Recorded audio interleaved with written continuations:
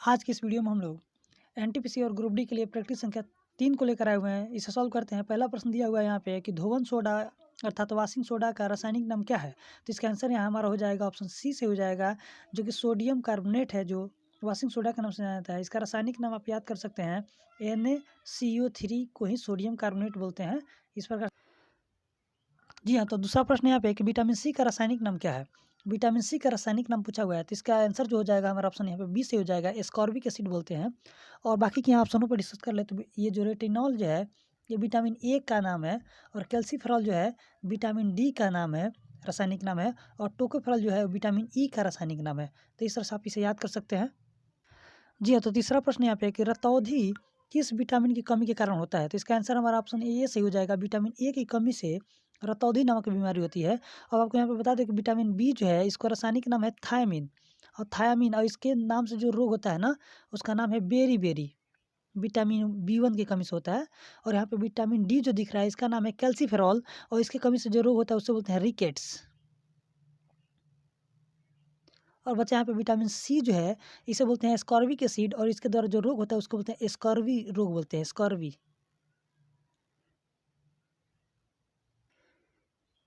जी हाँ, तो चौथा प्रश्न है कि लाफिंग गैस का रासायनिक नाम क्या है। लाफिंग गैस जो है उसका रासायनिक नाम होता है नाइट्रस ऑक्साइड। ऑप्शन यहाँ पे ए सही हो जाएगा हमारा।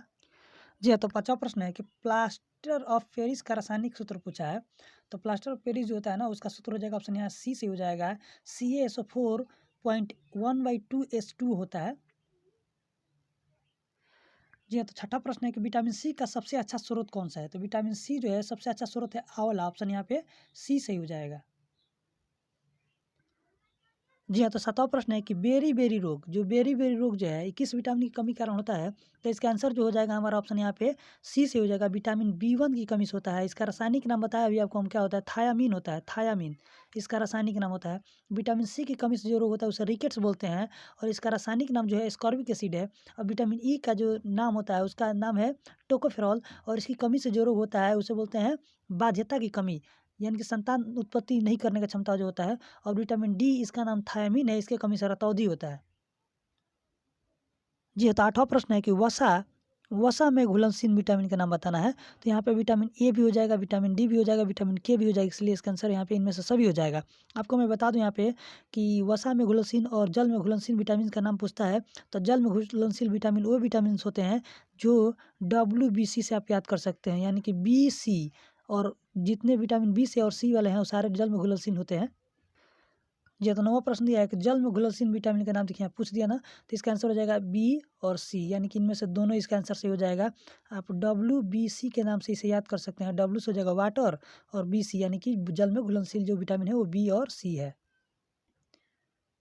जी हाँ, तो 10वां प्रश्न है कि विटामिन ए की कमी से होने वाला रोग पूछा है। तो इसका आंसर यहाँ पे बी से हो जाएगा। जी हाँ, तो 11वां प्रश्न है कि विटामिन बी का रासायनिक नाम पूछा है। तो इसका आंसर यहाँ पे बी हो जाएगा, थायामीन। और यहाँ पे आप जान लीजिए कि रेटिनॉल जो है विटामिन ए का नाम है, ये विटामिन ए का रासायनिक नाम है। एस्कॉर्बिक एसिड विटामिन सी का रासायनिक नाम है। टोकोफेरॉल विटामिन ई का रासायनिक नाम है। जी हाँ, तो 12वां प्रश्न है कि विटामिन ए का रासायनिक नाम पूछा हुआ है। तो इसका आंसर यहाँ पे हो जाएगा रेटिनॉल। ऑप्शन ए हो जाएगा। ये हो जाएगा विटामिन बी का रासायनिक नाम, ये विटामिन सी का, और कैल्सीफेरॉल जो है विटामिन डी का रासायनिक नाम होता है। जी हाँ, तो 13वां प्रश्न है कि बेकिंग सोडा यानी खाने वाला सोडा का रासायनिक नाम पूछा है। तो ऑप्शन यहाँ पे बी से हो जाएगा, सोडियम बाइकार्बोनेट। इसका रासायनिक नाम याद कर सकते हैं, NaHCO3 होता है। जी हाँ, तो 14वां प्रश्न है यहाँ पे कि बिना बुझा हुआ चूना का रासायनिक नाम पूछा है। तो इसका ऑप्शन यहाँ पे हमारा डी सही हो जाएगा, CaO। जी हाँ, तो 15वां प्रश्न है कि शुष्क बर्फ कहा जाता है किसे। तो इसका आंसर हमारा ए हो जाएगा, ठोस कार्बन डाइऑक्साइड को ही शुष्क बर्फ कहा जाता है। जी हाँ, तो 16वां प्रश्न है कि आश्रु गैस का रासायनिक नाम पूछा है। तो इसका आंसर हमारा सी से हो जाएगा, क्लोरोएसिटोफिनॉन ऑप्शन। जी हाँ, तो 17वां प्रश्न है यहाँ पे कि स्कॉर्बी रोग किस विटामिन की कमी के कारण होता है। तो इसका आंसर हमारा सी से हो जाएगा, विटामिन सी की कमी से स्कॉर्बी होता है। आपको मैं फिर बता दूं कि विटामिन ए की कमी से रतौंधी होता है, विटामिन बी की कमी से बेरी बेरी, विटामिन डी की कमी से जो होता है रिकेट्स नामक बीमारी होती है। जी हाँ, तो 18वां प्रश्न है कि विटामिन डी का सर्वोत्तम स्रोत क्या है। तो सूर्य का प्रकाश। ऑप्शन सी से हो जाएगा। जी हाँ, तो 19वां प्रश्न है कि विटामिन B7 का रासायनिक नाम क्या है। तो इसका आंसर जो हो जाएगा हमारा बी से हो जाएगा, बायोटीन।